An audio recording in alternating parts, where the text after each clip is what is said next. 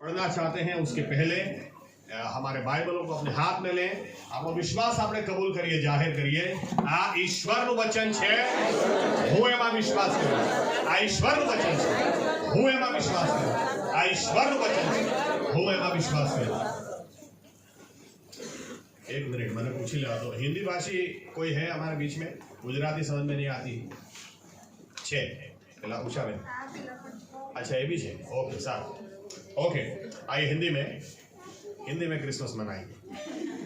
दो भाग पढ़ते हैं। सबसे पहला भाग हम पढ़ेंगे लूका दूसरा अध्याय, लूक दूसरा अध्याय 8वीं आयत से 14वीं आयत तक।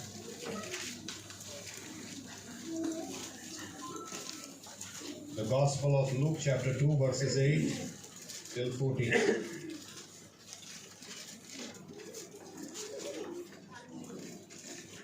તે દેશમાં ઘેટા પાળકો રાત્રે ખેતરમાં રહીને પોતાના ટોળાને સાચવતા હતા। પ્રભુનો એક દૂત તેઓની પાસે આવીને ઊભો રહ્યો ને પ્રભુના ગૌરવનો પ્રકાશ તેઓની આસપાસ દેખાયો અને તેઓ ઘણા ભયભીત થયા। દૂતે તેઓને કહ્યું કે બીહો માં, કેમ કે જુઓ, હું મોટા આનંદની સુવાર્તા તમને કહું છું અને તે સર્વ લોકોને માટે થશે, કેમ કે આજ દાઉદના શહેરમાં તમારે સારું એક તારનાર એટલે ખ્રિસ્ત પ્રભુ જન્મ્યો છે। તમારે સારું એ નિશાની છે કે તમે એક બાળકને લુગડામાં લપેટેલો ગભાણમાં સૂતેલો જોશો। પછી દૂતની સાથે આકાશી સેનાનો સમુદાય એકાએક પ્રગટ થયો। તેઓ દેવની સ્તુતિ કરીને કહેતા હતા કે પરમ ઊંચામાં દેવને મહિમા થાઓ તથા પૃથ્વી પર જે માણસો વિશે તે પ્રસન્ન છે તેઓને શાંતિ થાઓ।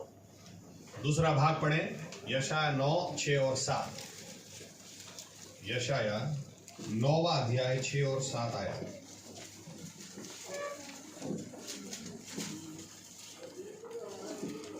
કેમ કે આપણે સારું છોકરો અવતર્યો છે, આપણને પુત્ર આપવામાં આવ્યો છે, તેની ખાંદ પર રાજ્યાધિકાર રહેશે અને તેને અદ્ભુત મંત્રી, પરાક્રમી દેવ, સનાતન પિતા ને શાંતિનો સરદાર એ નામ આપવામાં આવશે।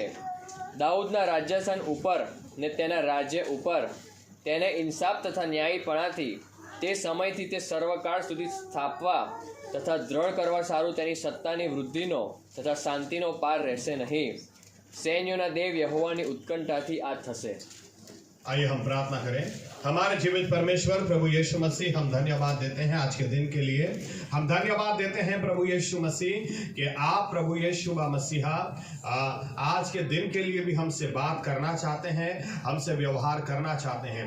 हम भी नम्रता से कबूल करते हैं जो पढ़ा गया ये आपका कलाम है, आपका वचन है। आप इस वचनों के द्वारा बोलें, आप इन वचनों के द्वारा हमसे बात करें, हमसे व्यवहार करें प्रभु यीशु मसीह। हम प्रार्थना करते हैं पवित्र आत्मा को उंडेल दें ताकि आज वचनों की सच्चाई में, उसके उजियाले में आज पवित्र आत्मा हमको लेकर जाए, ताकि हम प्रभु यीशु जैसे हैं वैसे के वैसे न रहें। हमारी आंखों को खोले ताकि हम आपको निहार सकें, हमारे कानों को खोले ताकि आपकी आवाज को हम सुन सकें। हम प्रभु यीशु हमारे हृदयों के द्वारों को खोलते हैं ताकि सामर्थ्य वचन को लेकर आप आज हमारे हृदयों के साथ बात व्यवहार करें ताकि हम बदल जाएं। प्रभु यीशु हमें बुद्धि और प्रकटीकरण की आत्मा दें और हमसे बात कर कर व्यवहार कर कर आपकी मर्जी हमारे जीवनों में, हमारे बीच में पूरी कर कर मान और महिमा सिर्फ और सिर्फ आप ले। ये हमारी प्रार्थना प्रभु यीशु मसीह के नाम से हम करते हैं, साथ में कहेंगे आमीन। धन्यवाद प्रभु यीशु। बैठ सकते हैं।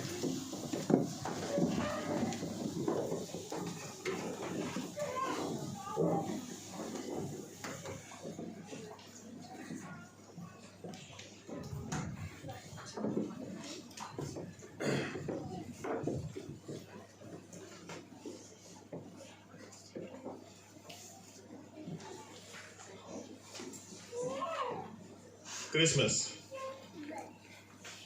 कुछ लोगों को ये प्रश्न होता है कि ये शब्द बाइबल में कहीं है तो नहीं ना, 25 दिसंबर बाइबल में है। बात सही है,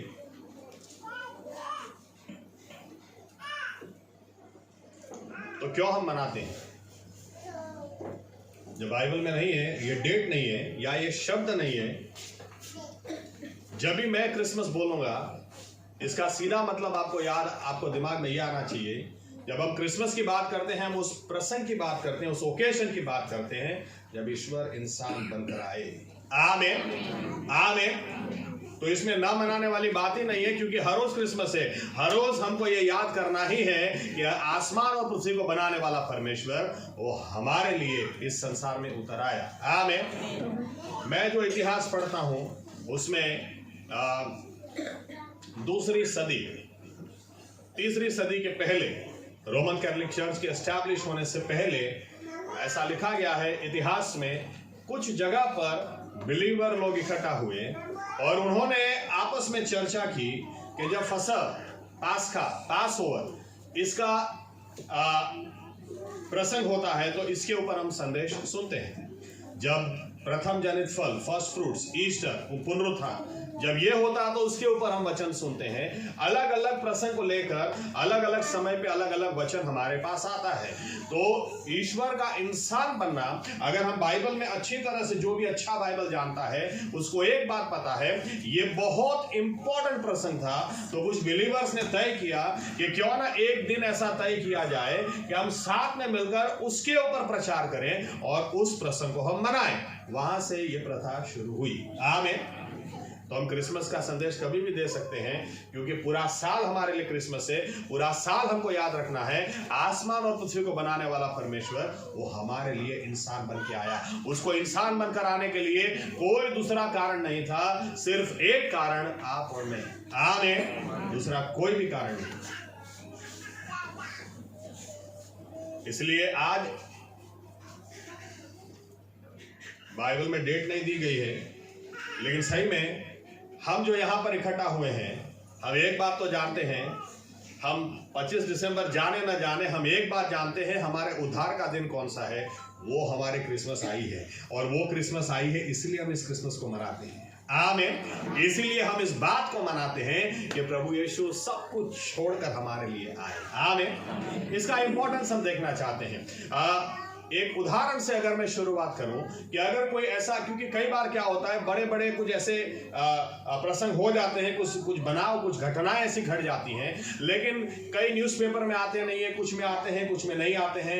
लेकिन अगर कुछ ऐसी बात हो कि जिसके बारे में टाइम्स नाउ में भी आ जाए, टाइम्स ऑफ इंडिया में भी आ जाए, न्यूज़पेपर में भी आए, टीवी में भी आए और व्हाट्सएप पे भी आए, और हर जगह जहां देखो वहां पर वो समाचार या उस घटना के बारे में आपको सुनने को मिले, तो एक बात दिमाग में आती है, ये घटना सही में बहुत बड़ी घटना है। अगर ये इतनी बड़ी घटना नहीं होती तो इतना बड़ा कवरेज उसको मिलता ही नहीं। आमीन। क्रिसमस कितनी बड़ी घटना थी, इसके बारे में हम बाइबल से, याद रखना, वापस बोलता हूं, क्रिसमस जब मैं शब्द का इस्तेमाल करता हूं, यानी ईश्वर का इंसान के रूप में आना, ये कितनी बड़ी घटना थी, या तो कितनी महत्वपूर्ण घटना थी कि बार बार वचन में परमेश्वर ने इसके बारे में बात की है।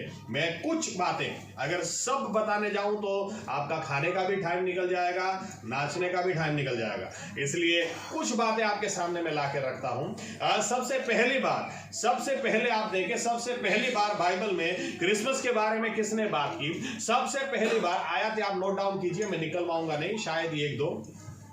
बाइबल कहती है जब आदम और हवा ने पाप किया, जब परमेश्वर के साथ रिश्ता टूट गया, याद रखना, पाप वो परमेश्वर के साथ रिश्ता तोड़ देता है। इसलिए बाइबल का परमेश्वर वो पापी को नहीं धिक्कारता है, लेकिन पाप को धिक्कारता है। आमीन। क्योंकि पाप की वजह से परमेश्वर के साथ इंसान का रिश्ता टूट जाता है। बाइबल कहती है जब आदम और हवा ने वो फल खाने के लिए मना किया था, फिर भी वो फल खाया, और परमेश्वर के साथ जब उनका रिश्ता टूटा तो परमेश्वर यूं बोल सकते थे उस वक्त, मैंने कितनी बार तुमको मना किया था, तुम्हारा दिमाग ठिकाने नहीं है, क्यों ऐसा। लेकिन आप अच्छी तरह से वहां पर देखेंगे तो परमेश्वर ने आदम से बात की और कहा देखो तुम्हारी वजह से ये भूमि श्रापित हो गई। हवा से बात की, कहा आज के बाद तुम पीड़ा में बच्चों को पैदा करोगी। लेकिन जब सर्प से बात की तो सर्प से बात करते हुए परमेश्वर ने और कुछ बात नहीं की, सर्प से कोई प्रश्न नहीं पूछा, सीधी ही क्रिसमस की बात की। उत्पत्ति 3 और 15, और सबसे सीधा ही परमेश्वर ने क्या कहा, एक दिन आएगा, याद रखना, तू तेरे संतान के बीच में और एक स्त्री के बेटे के बीच में मैं बैर कराऊंगा। एक स्त्री का बेटा होना यह सीधा रेफरेंस प्रभु यीशु मसीह के आने का था। आमीन। एदन बाड़ी में आप सोचें परमेश्वर के दिल में यह बात कितनी बड़ी थी कि एदन बाड़ी में परमेश्वर ने दूसरी कोई बात नहीं की, लेकिन सर्प से सीधे ही क्रिसमस के बारे में बताया। यानी सीधा ही परमेश्वर ने सर्प को चैलेंज किया, सीधा ही उसको बोला कि तुझे लगता है तूने सब कुछ बिगाड़ दिया, तुझे लगता है तूने इंसान को मुझसे हमेशा के लिए दूर कर दिया, लेकिन याद रखना क्रिसमस आएगी। आमीन। एक दिन आएगा जब परमेश्वर इंसान बनकर आएगा एक स्त्री के द्वारा। आमीन। आप बाइबल अच्छी तरह से पढ़ें, आपको पता चलेगा इब्राहिम के बारे में। इब्राहिम बहुत ही बड़ा, यहां तक कि बाइबल कहती है वो हमारे विश्वास के पिता। जो लोग भी आज विश्वास करते हैं उसका सबका बाप इब्राहिम है, क्योंकि उसका विश्वास ही ऐसा था। बाइबल कहती है जब अपनी पत्नी, उसका गर्भ मृत अवस्था में था, फिर भी इब्राहिम के बारे में लिखा है उसने अपनी पत्नी की उम्र नहीं देखी, उसने अपनी पत्नी का मृत गर्भस्थान नहीं देखा, उसने परमेश्वर की ओर नजर लगाई और ये देखा जिसने ये वचन दिया है कि मैं बाप बनूंगा, वो वचन पूरा करेगा, वो करने के लिए सामर्थी है। और जब ये विश्वास किया 100 साल की उम्र में वो बाप बना। इब्राहिम बहुत ही अद्भुत, क्योंकि उसके बारे में ऐसा लिखा गया, पहली बार किसी के बारे में लिखा गया हो परमेश्वर का मित्र, परमेश्वर का दोस्त, तो इब्राहिम के बारे में लिखा गया। परमेश्वर यहां तक कि सो गया था, उत्पत्ति 15 में लिखा है वो सो गया था और परमेश्वर ने उसके साथ वाचा बांधी। 17वीं आयत में उसकी बर्थडे के दिन परमेश्वर ने आके, जब वो 99 साल का हुआ, उस दिन आकर भी परमेश्वर ने उसके साथ वाचा बांधी। उतना ही नहीं, उसके घर पे परमेश्वर खुद खाना खाने के लिए गए। मैं तो कभी सोच भी नहीं सकता कि जो परमेश्वर ने हमारे हाथों को खाना बनाने की शक्ति दी है, बुद्धि दी है, टैलेंट दिया है, वो परमेश्वर खुद बैठकर कैसे हमारे हाथों का खाना खा सकते हैं। लेकिन फिर भी बाइबल कहती है परमेश्वर ने इब्राहिम के घर जाकर इंसान के रूप में वहां पर खाना खाया। इब्राहिम के बारे में बहुत सारी ऐसी बातें हैं, लेकिन इब्राहिम की आप बुलाहट देखोगे तो वो बुलाहट भी बिना क्रिसमस के नहीं थी। परमेश्वर ने उत्पत्ति 12, 1, 2 और 3 में इब्राहिम से यूं कहा, तेरा घराना तू छोड़ दे, तू सब कुछ छोड़ कर निकल जा और मैं जो देश तुझे दिखाऊं वो देश में तू चला जा, वो देश मैं तुझे दूंगा, तेरे वंश को दूंगा। और फिर परमेश्वर ने उसे कहा, तुझे जो बच्चा संतान में दूंगा, उस संतान में दुनिया की हर कुल, हर जाति वो आशीष पाएगी। गलाती का पुस्तक आप पढ़ें, वर्षों के बाद में गलातियों के पुस्तक में पौलुस लिखता है, जो परमेश्वर ने इब्राहिम को बच्चा देने की बात की थी वो इसहाक नहीं था, वो तो यीशु मसीह के बारे में बात कर रहा था। यानी उसी वक्त, यानी परमेश्वर जब इब्राहिम को बुलाहट भी देता है तभी भी परमेश्वर की दृष्टि में क्रिसमस है। आप आगे चल के पढ़ें मूसा के बारे में। मूसा इतना अद्भुत सेवक था, मैं कई बार सोच में पड़ जाता हूं, क्योंकि इब्रानियों की पुस्तक हिब्रू में, और हिब्रू का लेखक वो मूसा और यीशु मसीह की तुलना करता है ये बताने के लिए कि यीशु मसीह मूसा से बेहतर है। तो यीशु मसीह की तुलना करने के लिए भी मूसा को साइड में अगर रखा जाए तो मूसा क्या सेवक होगा, कितना अद्भुत सेवक परमेश्वर की दृष्टि में वो रहा होगा। कि बाइबल कहती है 26 लाख से ज्यादा लोगों को एक अकेले हाथ वो परमेश्वर की सहायता से छुड़ा के ले आया। यहां पर 1-2 लोग उद्धार पाते हैं, समझ में आता है, लेकिन यहां पर तो पूरे देश को वो निकाल कर ले आया, पूरे देश को उसके द्वारा उद्धार मिला, छुटकारा मिला, वो भी सबसे शक्तिशाली फारो राजा के हाथों से। पुनर्नियम व्यवस्था विवरण हिंदी में अगर इसको आप पढ़ेंगे ड्यूट्रोनॉमी, तो मूसा बार बार वहां पर यूं कहता है, हे इज़राइल याद रखना। 4थे अध्याय में वो बोलता है कि तुम याद रखना, आप पृथ्वी की उत्पत्ति से आज तक ऐसे चमत्कार किसी ने देखे नहीं, ऐसे चमत्कार हुए ही नहीं जो परमेश्वर ने तुम्हारे लिए किए। कभी किसी ने सुना क्या कि उसने लाल समंदर के 2 हिस्से किए हो? कभी किसी ने सुना कि आसमान और पृथ्वी को बनाने वाले परमेश्वर ने किसी प्रजा को अपना कहा और किसी को अपना बनाया हो और उसे छुड़ाने के लिए वो नीचे उतर आए? नहीं, वो ऐसा कभी हुआ नहीं। और फिर आगे चल के वो कहता है, याद रखना उसने चिन्ह चमत्कार इसलिए किए ताकि तुम ये विश्वास करो कि उसके जैसा कोई भी नहीं है। 6ठे अध्याय में वो बोलता है, हे इज़राइल सुन, यहोवा तेरा परमेश्वर है, यहोवा ही तेरा परमेश्वर है। उसको प्यार करना, दिल की गहराई से उसके अपनी शक्ति से, सामर्थ्य से, बल से उसको प्यार करना, अपने बच्चों को भी उसके बारे में सिखाना। बोलते बोलते बोलते बोलते 8वें अध्याय में बोलता है, याद रखना सर्प से तुझे बचाया, याद रखना बिच्छुओं से तेरी रक्षा की। और फिर बोलते बोलते बोलते जब 18वां अध्याय आता है, एकदम से मूसा 15 आयत से आगे, आप घर जाके पढ़ें, 15 आयत से आगे एकदम से मूसा बोलता है, एक समय आएगा जब परमेश्वर मुझसे भी बड़ा अपने सेवक को खड़ा करेगा, तुम उस पर भरोसा करना। याद रखना, अच्छी तरह से बाइबल पढ़ोगे तो मूसा ने कभी नहीं कहा मुझ पर भरोसा करो।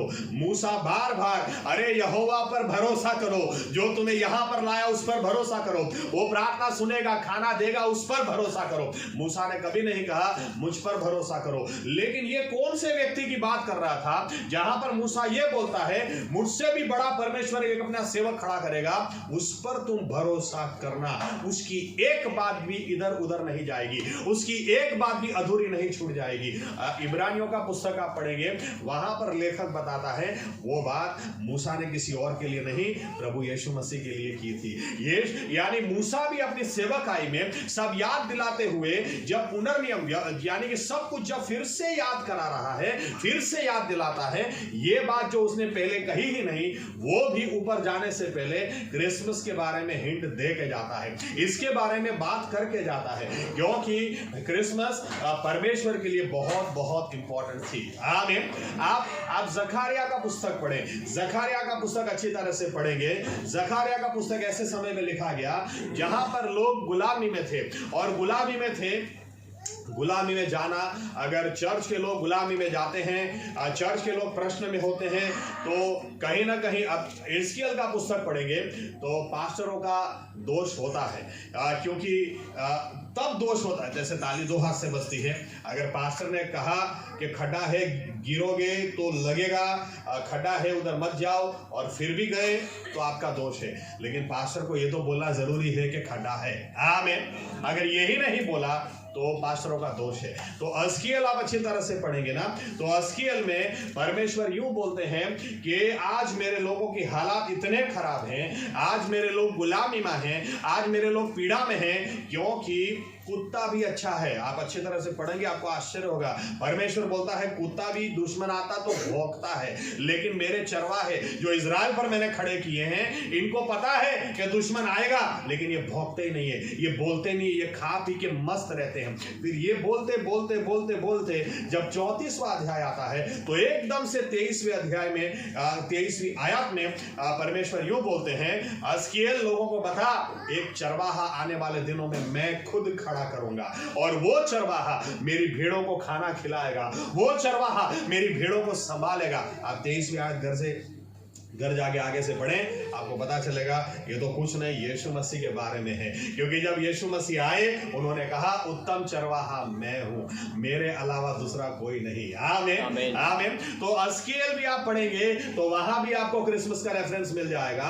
आप इर्मिया के बारे में पढ़ें, इर्मिया के बारे में लिखा है, इर्मिया 40 साल की मिनिस्ट्री उसने की, और 40 साल की मिनिस्ट्री में ऐसा लिखा है, या तो ऐसा कहा जाता है, रण तो प्रबोधक, वीपिंग प्रॉफिट, रोता हुआ, क्योंकि 40 साल तक ये बोलता ही रहा, लेकिन कोई इसका सुनता ही नहीं था। 40 साल तक बोल बोल बोल बोल करने के बावजूद कोई इसका सुनता नहीं था। मैं ये यहां तक बोलता था, पश्चाताप करो, वापस फिरो, अरे तुम्हारे अच्छे के लिए मैं बोल रहा हूं, तो गुनाह में जियोगे तो खत्म हो जाओगे, ऊपर से उत्तर से राष्ट्र आएगा तुम्हें खत्म कर देगा, तुम्हारी विधवाओं की संख्या बढ़ जाएगी, तुम्हारे मर्दों को वो मार देगा, तुम्हारे बच्चों को वो मार देगा, और बच्चे जिंदा रहेंगे, पति पत्नी खत्म हो जाएंगे। कितना रो रो के इर्मिया बोलता है, लेकिन उसका सुनने वाला कोई नहीं। यहां तक कि उसको एक बार राजा ने, उसने जो कुछ लिखा था उसको फाड़ दिया इर्मिया, और उसको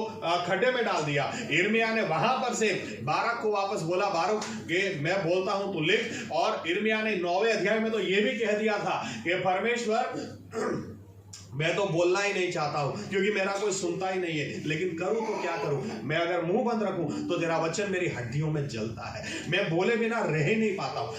इर्मिया, और मैं एक बात जानता हूं, अगर चर्च में कोई समस्या खड़ी हो, मान लो चर्च में कोई प्रश्न खड़ा हो जाए, मान लो 2 परिवार में झगड़ा हो जाए, तो या तो अंदर कुछ भी ऐसी समस्या है तो एज अ पास्टर इच्छा होती है इस विषय पर संदेशा दे दें, इस विषय पर बोल दें, अंदर नया निर्णय लोग ले लें, समाधान आ जाए, शांति आ जाए। मैं इर्मिया के बारे में यह सोचता हूं, जब 40 साल आप सेवकाई करते हैं और इर्मिया पूरी उसकी मिनिस्ट्री एक ही टॉपिक पे चलती है, वापस घूमो, वापस फिरो, पश्चाताप करो। अचानक से एक दिन इर्मिया के मुंह से निकलता है 31वें अध्याय में, एक समय आएगा जब वो नई वाचा यहूदा के कुल से बांधेगा, नई नवो करार थे कर से, और तुम्हारे हृदय पे नए सिरे से अपने वचनों को लिखेगा और उसके बाद तुम्हें उससे कोई जुदा नहीं करेगा। यहां तक कि आगे चलकर वो कहता है कि अगर तुम पृथ्वी की धरा को खोजने पाओ, तो अगर तुम पृथ्वी की धरा को खोजने पाओ, अगर तुम पृथ्वी से आसमान की नाप निकाल सको, तो ही मानना यहोवा परमेश्वर तुम्हें छोड़ेगा, वरना वो तुम्हें कभी छोड़ेगा नहीं। इसके बाद वापस वो अपने टॉपिक पे आ जाता है। और नई वाचा यीशु मसीह ने जब प्रभु बोध लिया, तब प्रभु यीशु ने कहा ये मेरी नई वाचा का लहू है। इब्रानियों का पुस्तक पढ़ेंगे, वापस वहां पर रेफरेंस दिया गया। इर्मिया ने जो कहा था वो यीशु मसीह के बारे में था। इर्मिया की मिनिस्ट्री भी आप देखो, बिना क्रिसमस ये सब होता ही नहीं अगर ईश्वर इंसान के रूप में नहीं आता। आमीन आमीन। आप देखिए, और एक उदाहरण देता हूं, यशाया ने जब परमेश्वर को देखा, बाइबल कहती है यशाया ने जब परमेश्वर को देखा, उसने फेस टू फेस देखा, उसने देखा ये परमेश्वर कितना पवित्र है, कितना महिमा से भरा हुआ है। बाइबल कहती है 6ठे अध्याय में उसने देखा, 7वें अध्याय में क्रिसमस आ गई। 7वें अध्याय में वो बोलता है कि एक कुंवारी गर्भवती होगी। 8वें अध्याय में बोलता है उसका नाम तुम इमानुएल रखोगे। लेकिन इसके बाद वापस उसका ट्रैक चेंज हो गया और उसके बाद वो अलग अलग राजाओं के बारे में, मिस्र तेरा ये हाल होगा, मोआब तेरा ये हाल होगा, अराम तूने मेरे बच्चों को नहीं संभाला, तेरा ये हाल होगा, करते करते करते 39वें अध्याय तक वो जब जाता है, जब वो वहां पर जाकर हिजकिय्याह राजा के बारे में बात करता है। और 39वां अध्याय बहुत ही स्पेशल है क्योंकि ऐसा चमत्कार वहां पे लिखा है। हिजकिय्याह राजा के पास जाकर वो बोलता है, हे हिजकिय्याह राजा, याद रख तेरे पास 1 महीना है, उसके बाद परमेश्वर तुझे ले लेगा। और बाइबल कहती है यशाया बोल के निकल गया। हिजकिय्याह राजा तुरंत परमेश्वर से बोलता है, क्या मेरा जीवन तुझे पसंद नहीं? क्या मैंने कोई ऐसी गलती की है? मुझे अभी नहीं मरना है। और तुरंत परमेश्वर बाहर यशाया को रोक के बोलता है, वापस जाकर उसको बोल मैंने उसको 15 साल दे दिए। यशाया वापस आता है और आकर बोलता है कि तुझे परमेश्वर ने 15 साल दे दिए हैं, तू जिएगा। हिजकिय्याह बोलता है मुझे निशानी चाहिए। अब यशाया बोल सकता था, जब पहले मैंने तुझे आकर बोला 1 महीना जिएगा तो तुझे विश्वास आ गया, अब मैं तुझे बोलता हूं 15 साल जिएगा तो तुझे निशानी चाहिए। लेकिन ऐसा कुछ नहीं बोला। ऊपर से यशाया क्या बोलता है, तू बोल तुझे क्या निशानी चाहिए। और सामने से वो व्यक्ति बोलता है, अगर सूरज थोड़ा सा पीछे जाए, सूरज थोड़ा सा पीछे, अरे कैसे जा सकता है? सूरज थोड़ा सा पीछे जाए तो मैं मानूंगा, क्योंकि जो पोल की परछाई थी वो सूरज जितना उतनी छोटी, और अगर सूरज वापस जाएगा तो परछाई में चेंज आएगा। यशाया बोल देता है ठीक है ऐसा ही हो, तुझे वो निशानी चाहिए। बाइबल कहती है परमेश्वर ने सूरज को पीछे खींचा, साइंस के हिसाब से 20 मिनट का समय पीछे से खींचा। ओके, कभी पर्सनली मिलेंगे तब बात करेंगे, लेकिन साइंस के हिसाब से 20 मिनट का समय पीछे खींचा। क्या चमत्कार परमेश्वर ने यशाया के द्वारा किया, यशाया के द्वारा। और हिजकिय्याह को भी देखो परमेश्वर कितना अद्भुत परमेश्वर है। आमीन। कोई निशानी भी मांगता तो किस तरह से वो देता है। सूरज को 20 मिनट पीछे खींचा है। एनीवे, उसके बाद इतना बड़ा चमत्कार और एकदम से सेवकाई रुक जाना, क्योंकि इतिहास हमको बताते हैं ये चमत्कार के बाद यशाया की पत्नी मर गई। और जब यशाया की पत्नी मर गई, यशाया अपनी बीवी से बहुत प्यार करता था, इतना ज्यादा कि उसके बाद वो सोच भी नहीं सकता था कि मैं कभी सेवकाई कर सकता हूं। उसके बाद वो इतना अकेलापन महसूस करता था, उसकी सेवकाई वहीं पर रुक गई। अगर आज के जमाने में कहें तो जैसे देवदास जैसा हो गया। शायद पता नहीं दाढ़ी भी हो गई होगी, नाता भी नहीं होगा क्या मुझे नहीं पता, लेकिन सेवकाई रुक गई। इतना उसका हृदय घायल हो गया, उसकी सेवकाई रुक गई, सेवकाई रुक गई। लेकिन बाइबल बताती है परमेश्वर ने उसको फिर से एनकरेज किया, परमेश्वर ने उसको फिर से सेवकाई में उठाया। और यशाया में सबसे ज्यादा बैटरी चार्ज करने वाले अध्याय अगर आपको पढ़ने हैं तो 40वें अध्याय से 66वां अध्याय, 40वें अध्याय से 66वां अध्याय, 66वां उदाहरण के तौर पर 60वां अध्याय अगर आप पढ़ें, 60वां अध्याय जो हमारे इस साल के न्यू ईयर का संदेश था, उठो और प्रकाशित हो जाओ, आमीन। अंधेरा गहरा होने वाला है लेकिन तुम उठो और तुम अपना उजियाला दो। 41वां अध्याय अगर पढ़ेंगे, यशाया को परमेश्वर ने बोला इधर उधर मत ताक, इधर उधर मत देख, देख मेरी ओर देख, मैं तेरा परमेश्वर हूं, मैं तुझे दृढ़ करूंगा, मैं तुझे मजबूत करूंगा, अपने दाहिने हाथ के सामर्थ्य से मैं तुझे संभालूंगा। 66वां अध्याय, इतनी अद्भुत बाइबल में परमेश्वर उसे कहता है, यशाया स्वर्ग मेरा सिंहासन है और पृथ्वी मेरा पायासन है। यहां तक उसके बाद 6, 7 और 8 आयत में परमेश्वर भविष्यवाणी देकर यूं कहता है, क्या कभी ऐसा हो सकता है, किसी ने सुना एक दिन में एक देश की स्थापना हो जाए? क्या कभी हो सकता है? इजराइल देश के बारे में परमेश्वर ने भविष्यवाणी उसको दी और बाइबल कहती है इतिहास कहता है 13 मई 1948 इजराइल देश था ही नहीं, लेकिन 14 मई 1948 एक दिन में 24 घंटे में परमेश्वर ने इजराइल देश की स्थापना कर डाली। ऐसा कोई नहीं कर सकता, वो परमेश्वर ने किया। ऐसे वचन यशाया को परमेश्वर ने दिए, लेकिन शुरुआत कहां से की? उसकी बीवी के मरने के बाद जब इसकी बैटरी खत्म हो गई थी, परमेश्वर ने शुरुआत क्रिसमस से की। 40वां अध्याय वहां से शुरू होता है जहां पर परमेश्वर का वचन यूं कहता है, जो रानमा कोई पुकारी रहे छे, देखो जंगल में कोई पुकार रहा है, यहोवा के लिए मार्ग तैयार करो। क्यों? क्योंकि यहोवा परमेश्वर खुद आ रहा है। हालेलुया। वहां पर भी क्रिसमस की बात, आप किसी भी पुस्तक को उठा लें, किसी भी जकारिया को उठा ले, जकारिया खुद कहता है, जकारिया को पढ़ेंगे अच्छी तरह से, वो क्या बात करता है, ये दर्शन देखा ना, वो देखा, उसमें से एकदम से बीच में बात आ जाती है, हे यरूशलेम याद रख, वो गधी के बच्चे के ऊपर सवार होकर तेरा राजा आएगा। वापस किधर से? क्योंकि गधी के बच्चे के ऊपर कब सवार होएगा? जब वो इंसान के रूप में आएगा। आमीन। आप मीखा को पढ़े, मीखा 5वां अध्याय, ओ बैतलहम एफ्राथा, या बैतलहम एफ्राथा में, क्योंकि उस जमाने में 2 बैतलहम थे, लेकिन एफ्राथा में जो बैतलहम था, दाऊद का जो शहर था, उसी में वो पैदा होगा, उसी में वो आएगा।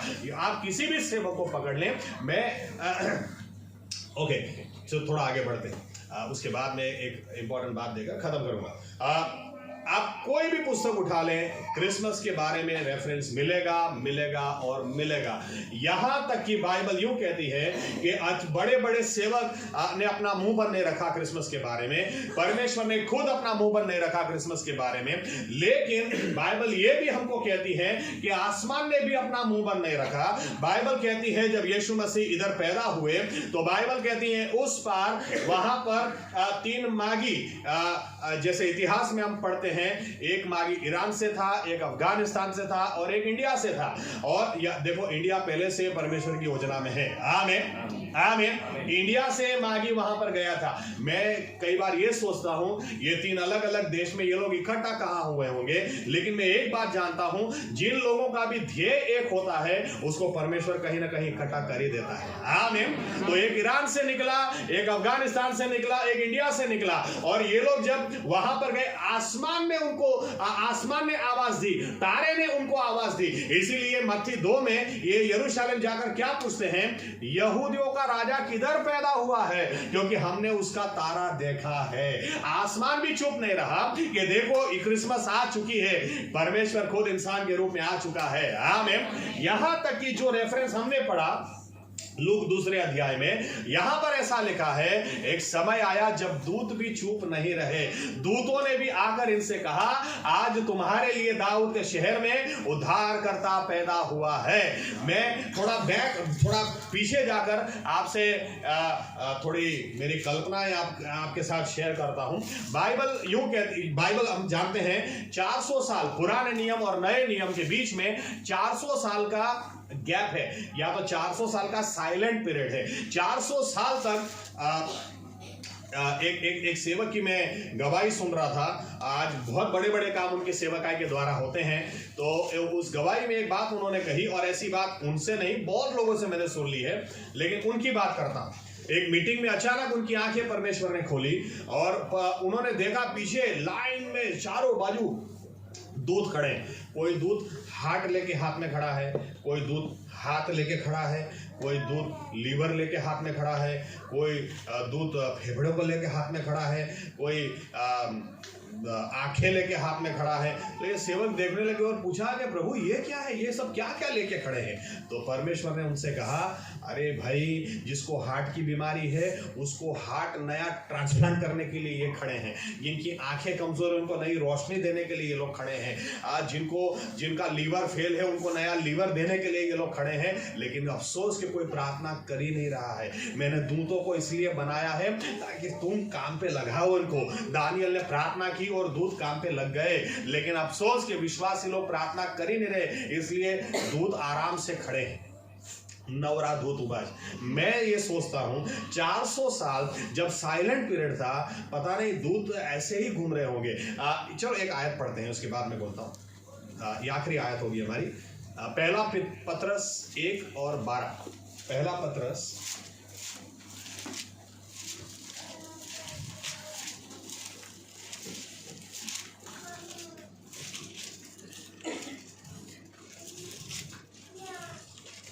પહેલો પિત્તર 1 અને 12। તે બાબતો પ્રસિદ્ધ કરીને તેઓએ પોતાની જ નહીં પણ તમારી સેવા કરી હતી એવું તેઓને પ્રગટ કરવામાં આવ્યું હતું। તે બાબતોના સમાચાર આકાશમાંથી મોકલેલા પવિત્ર આત્માની સહાયથી જેઓએ તમને સુવાર્તા પ્રગટ કરી તેઓની મારફતે તમને હમણાં જણાવવામાં આવ્યા તે બાબતોની નિરીક્ષા કરવાની ઈચ્છા દૂતો પણ રાખે છે। देखो इन शॉर्ट क्या लिखा है, जो बातें तुमको परमेश्वर के दासों ने बताई, प्रबोधकों ने बताई, ये बातें जानने में दूतों को भी इंटरेस्ट है। आमीन। अब सीधी सी बात है, अगर इस तरह से मैं बोलूं, या तो उदाहरण अगर दे दूं कि किसी लड़के को कोई लड़की बहुत पसंद है, तो वो लड़की अभी तक नहीं जानती है, लेकिन लड़के के दोस्त सब जानते होते हैं। जो उसके साथ रहते हैं, जो उसके करीब रहते हैं, उनको पता होता है कि इस लड़के को ये लड़की कितनी पसंद है। आमीन। जो दूत परमेश्वर के साथ रहते थे या तो रहते हैं, जो परमेश्वर के करीब रहते हैं, उनको पता ही होता है कि परमेश्वर का हृदय इंसान के लिए क्या धड़कता है, क्या इंसानों के बारे में वो सोचता है। इसीलिए बाइबल कहती है, अगर एक पापी भी पश्चाताप करता है तो आसमान में दूत चुप नहीं रह पाते हैं, वो भी वहां पर आनंद और खुशियां मनाते हैं। आमीन। तो यहां पर मैं थोड़ी कल्पना अपनी डालता हूं कि 400 साल तक आप सोचें, 400 साल तक ये दूत परमेश्वर की योजना पहले से जानते थे। यहां तक कि दानियल के बारे में भी आप पढ़ेंगे, दानियल 9वां अध्याय 25, 26, 27 लिखा है, अभिषेक को मारा जाएगा और वो वापस जिंदा होगा। अरे लेकिन मारा कब जाएगा? जब वो पहले इंसान के रूप में आएगा। आमीन। तो ये सब जवाब गैब्रियल दूत लेकर आया था। तो दूत अच्छी तरह से जानते थे एक न एक दिन परमेश्वर को इंसान होकर जाना है। मैं ये कल्पना करता हूं 400 साल इधर पृथ्वी पर साइलेंस है, एकदम शांति बनी हुई है। स्वर्ग में ये लोग आपस में शायद मिलकर बात करते होंगे। कुछ बोला क्या परमेश्वर ने? किसी को कुछ जवाबदारी दी क्या? क्योंकि अगर एक सेवक देखकर बोलता है, परमेश्वर उसको बोलता है तुम प्रार्थना नहीं करते हो इसीलिए लोग आराम से खड़े हैं, कुछ काम धंधा दूतों को नहीं है। मैं सोचता हूं 400 साल तक दूतों ने क्या किया होगा। अंदर अंदर डिस्कशन भी चल रहा होगा, क्योंकि अंदर अंदर डिस्कशन ये लोग कर सकते हैं, नहीं तो बलवा कर भी नहीं सकते थे। आमीन। तो मैं ये सोचता हूं अंदर अंदर डिस्कशन करते होंगे। 400 साल के बाद एकदम से हलचल मच गई होगी जब गैब्रियल ने बताया होगा, अरे परमेश्वर ने मुझे बुलाया है, रेडी रहना। लेकिन परमेश्वर ने बोला जा जकरिया के पास तू जा, और जकरिया को 400 साल के बाद परमेश्वर ने किसी को प्रार्थना का जवाब लेकर भेजा। और गैब्रियल दूत वापस गया और क्या हुआ? क्या? अरे यार जकरिया के पास भेजा था और 400, लेकिन नहीं कुछ तो होगा। लेकिन दूत भी जानते हैं, इनको पता था कुछ न कुछ होने वाला है, क्योंकि जो आशीष परमेश्वर ने इसको दी है, कहीं यशायाह 40 वाली तो नहीं है कि यही आदमी आदमी बोलेगा तो ये बोलेगा यहोवा के लिए मार्ग तैयार करो, यानी अब यहोवा का आना अभी नजदीक है। 6 महीने बाद वापस गैब्रियल को बुलाया, इधर आ, अब तू मरियम को जाके ये बोल। मैं तो सोच भी नहीं सकता क्या एक्साइटमेंट के साथ गैब्रियल गया होगा, और गैब्रियल जाकर जब मरियम को ये संदेश देता है, मुझे पता है यहां से ये लोग ने शुरू कर दिया होगा।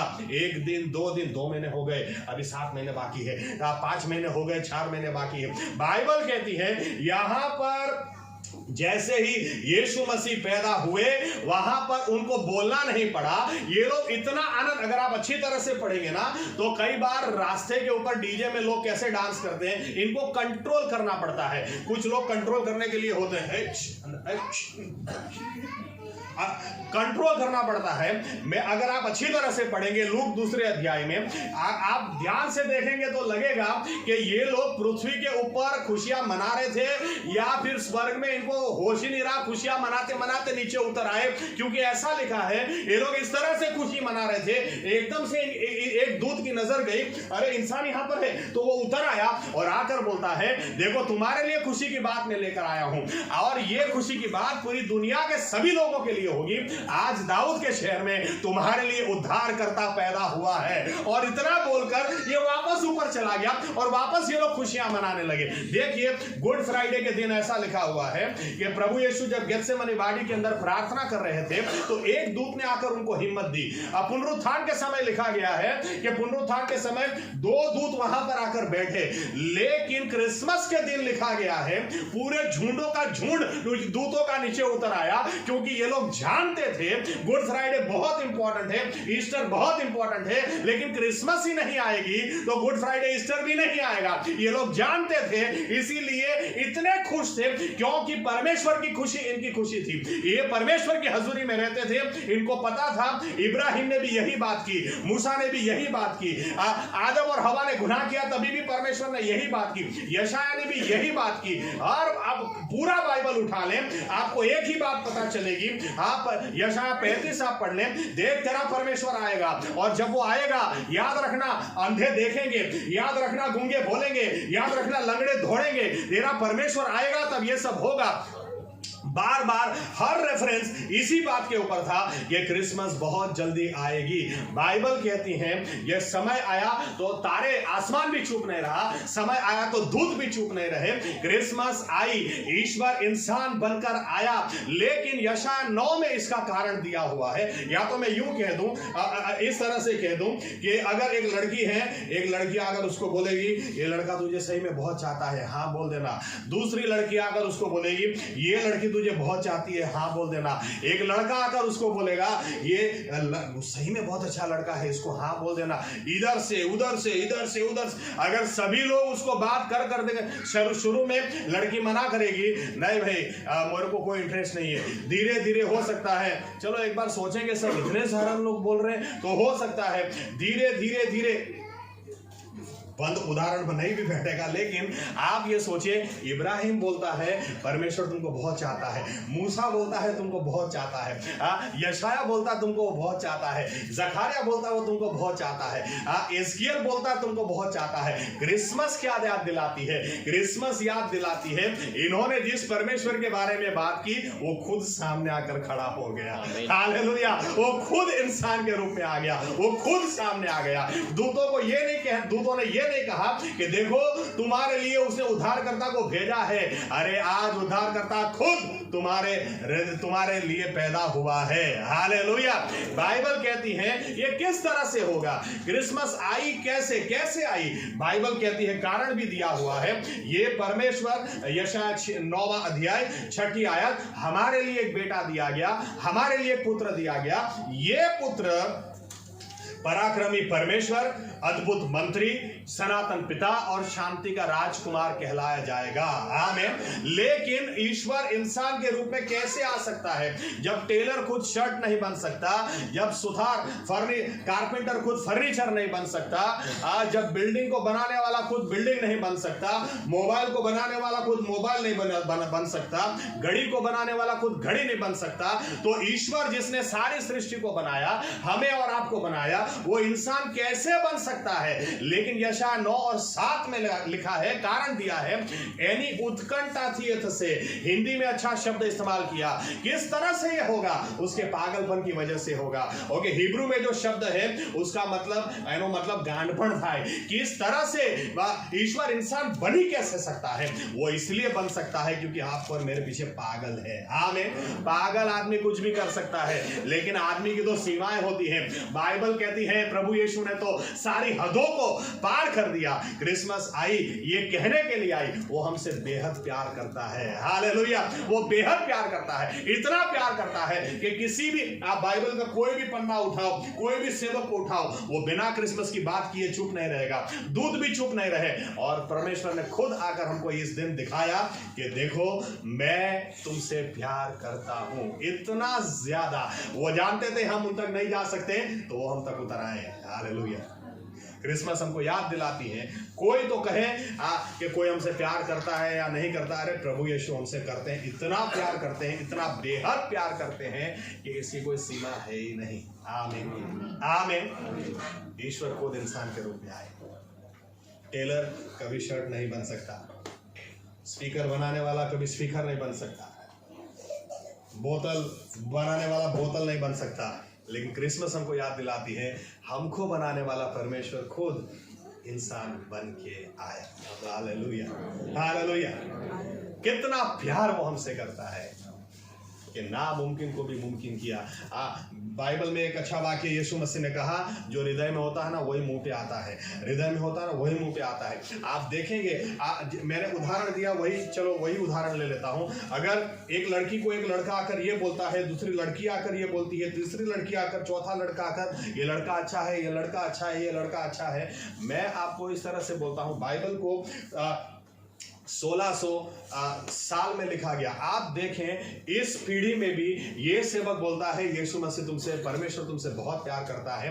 पीढ़ी बदलाती है, बदल जाती है, लेकिन संदेश नहीं बदलता। दूसरा संदेश भी यही आता है, वो तुमसे बहुत प्यार करता है। 1600 साल का इतिहास है। सेवक बदलते चले गए, लेकिन जो मूसा ने कहा वही एलिया ने कहा, वही यशायाह ने कहा, वही अस्कियल ने भी कहा। आप कोई भी पन्ना उठा लें, किसी भी सदी का आप पढ़ लें, एक ही आवाज आती है, परमेश्वर इंसान से बहुत प्यार करता है। Hallelujah hallelujah. हमको वो बहुत चाहता है। आइए क्यों ना इस दिन हम निर्णय लें कि प्रभु यीशु आप हमसे इतना चाहते हैं, तो हम भी आपको चाहेंगे, हम भी आपसे प्यार करेंगे। आमीन। आइए अपनी जगह खड़े हो जाए।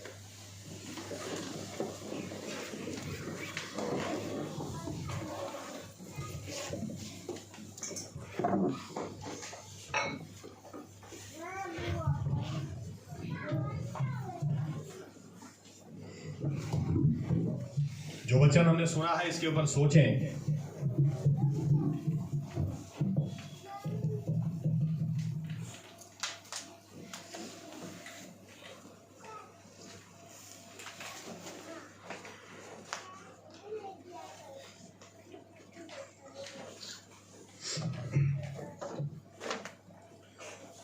कितना महान परमेश्वर, कितना महान परमेश्वर।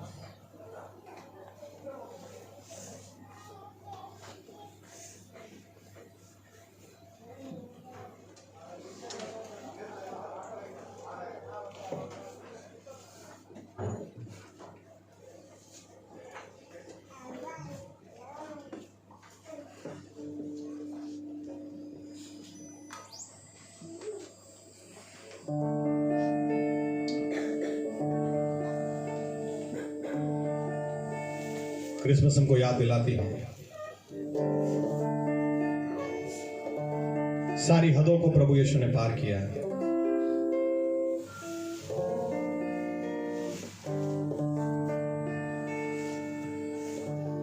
हद तो प्रीति है तुझ वाणी यीशु जी मारा, हद तो प्रीति है तुझ वाणी, हद तो प्रीति है तुझ वाणी यीशु जी मारा, हद तो प्रीति है तुझ वाणी। कितना अद्भुत प्रेम, कितना अद्भुत प्रेम।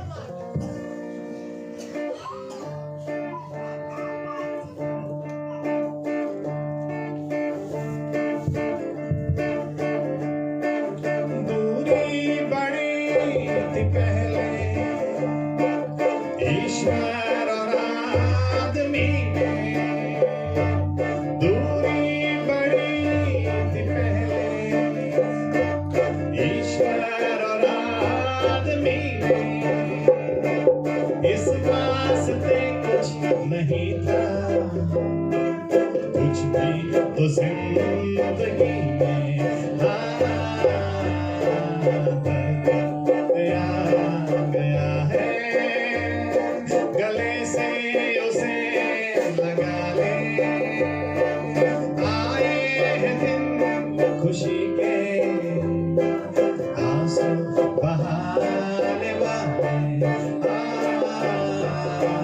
धरती पे आज फैले आकाश के उजाले आए हैं दिन खुशी के आंसू बहाने वाले धरती पे आज फैले।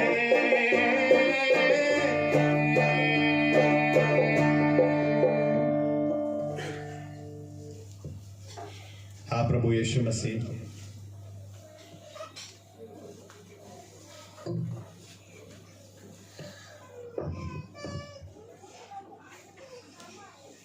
आप जानते थे कि पाप की कमाई मृत्यु है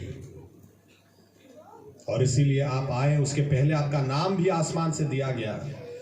जो बच्चा पैदा होगा उसका नाम तो यहोशुआ रखेगी, क्योंकि जो अपने लोगों को गुनाह से उद्धार दिलाएगा, पाप से छुटकारा दिलाएगा, वो यही है। आप प्रभु यीशु नया धर्म स्थापित करने के लिए नहीं आए, आप गुनाहों की माफी हमें मिल सके इसलिए आए। ना